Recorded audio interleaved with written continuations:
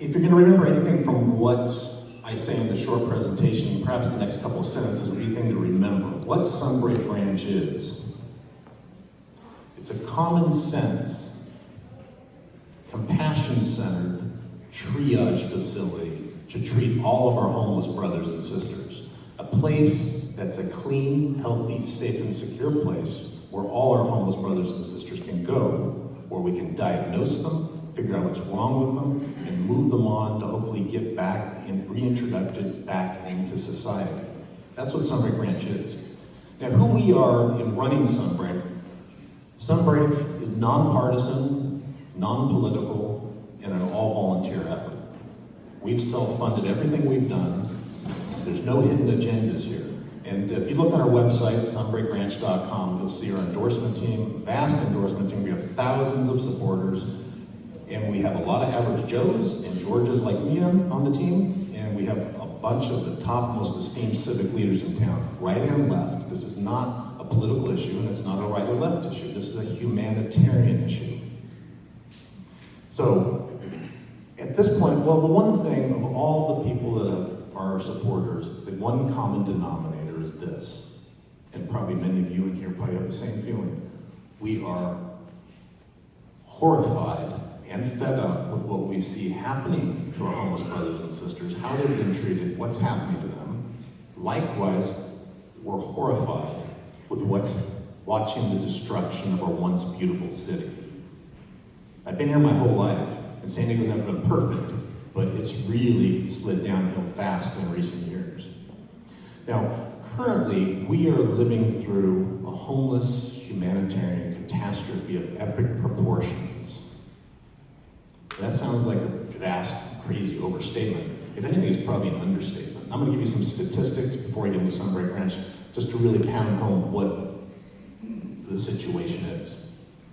Last year, homelessness in America rose 12%. That's a huge increase to about 653,000 persons.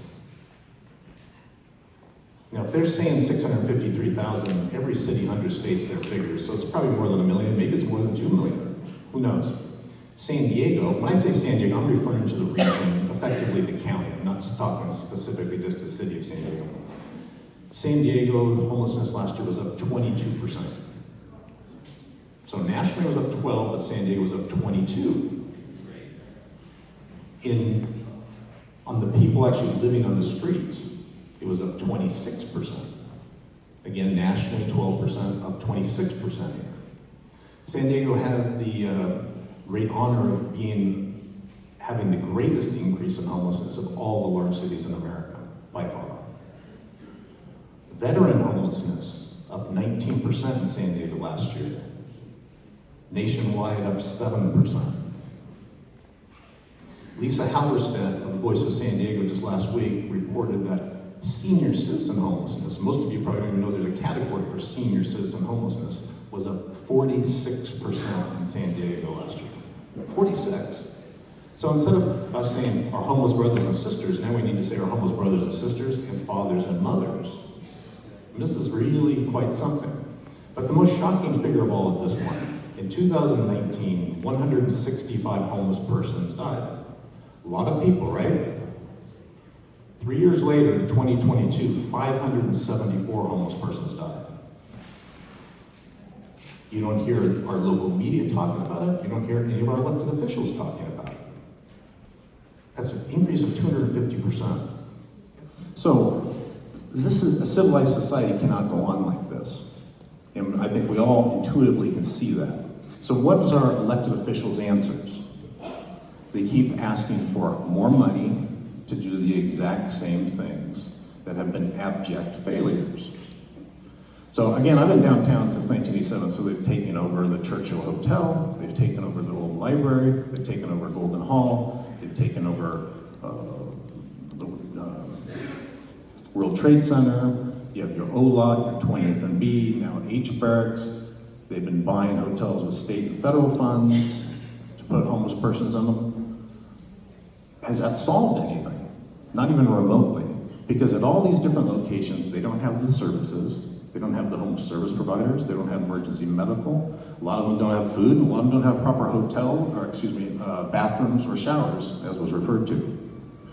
So wouldn't it make more sense to be looking at doing something a little bit different? And that's the reason people are so excited about the Sunbreak Ranch concept. Instead of having 20, 30 different places that are failures, they're becoming little places of anarchy and misery, why not have one large place where you do it right?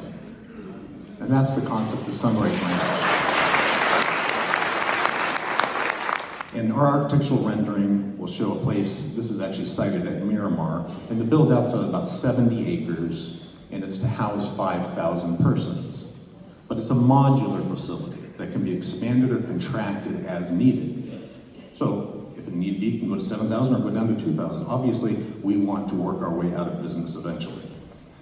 So as you walk into Sunbreak Ranch, there's going to be a welcome center, and then all the homeless service providers that want to participate, and we certainly hope and would expect they all would, will be right in the beginning opening section. Father Joe's, Alpha Project, PACE, Salvation Army, Rescue Mission, all of them, because we're all there to try and capture the people that are ready to turn their lives around.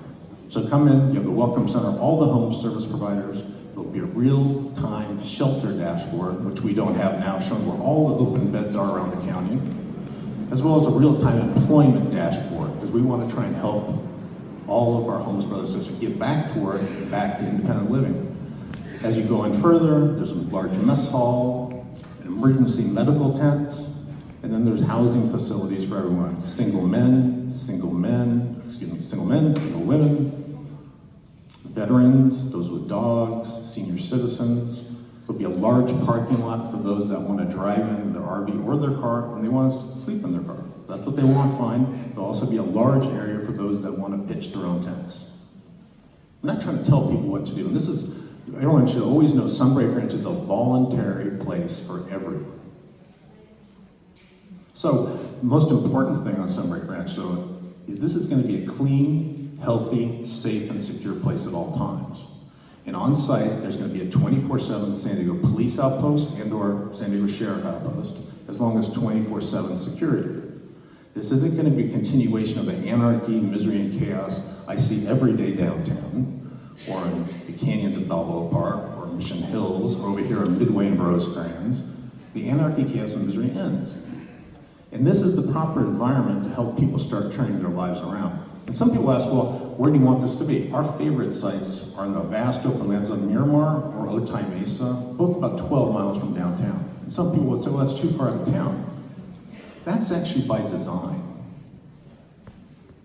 Because anyone that knows the homeless situation, the homeless people are preyed upon 24/7 from cartel members, drug dealers, gang members, sex predators, just mean-spirited people. It's a terrible environment for them on the street. But once they have a place they can be where it's clean, healthy, safe, and secure, they can start turning their lives around. And that's the concept, is to be able to try and diagnose everyone there. What do they need to go to detox, to transitional living in El Cajon, or at Father Joe's downtown, or Solutions for Change in Vista? Wherever they're meant to be, we're trying to move them along back to independent living. Clearly what's going on now is not working. We know that. Now, Derek referred to the Martin versus City of Boise decision of 2018, which effectively said you can't criminalize a homeless person for being homeless. And I think everyone in here agrees with that. We don't want to criminalize anyone, we want to help them. But the key part of Sunbreak Ranch is that once we have a clean, healthy, safe place and a bed for everyone in need, we have met the conditions of Martin versus City of Boise, and we can return to full rule of law in all of our streets, canyons, and public parks.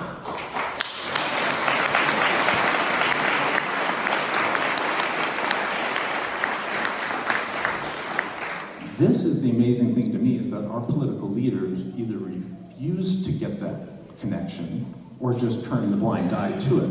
And so the big thing now, they're always trying to divert attention, and now the attention is we're challenging Martin versus City of Boise. It's going to the Supreme Court, whatever. That's just a cop-out. This problem was going on before that decision, and they use it as an excuse to throw up their hands to say there's nothing we can do. Because I just explained, by Sunbreak Ranch being operational, we will have met the conditions, and then we can turn to rule of law in all of our streets, canyons, and public parks. So we can either continue down the path of 30 different places, including Barracks, without the proper services, security, homeless service providers to really help turn people's lives around, or we can go for one large triage center to truly get people off the streets and start moving them along in life. Now the great thing here is that this could become a great pilot program for America if we can make it happen here. So I am honored that you have asked Sunbreak Ranch to come, and we're pleased to be here. And the last thing I would just repeat is, again, Sunbreak Ranch is a common sense, compassion-based triage center to help all people in need. And we thank you for everything, and we wish you a good night. Thank you. Thank you so much, George. Thank you, John. Sorry to have people who are thought leaders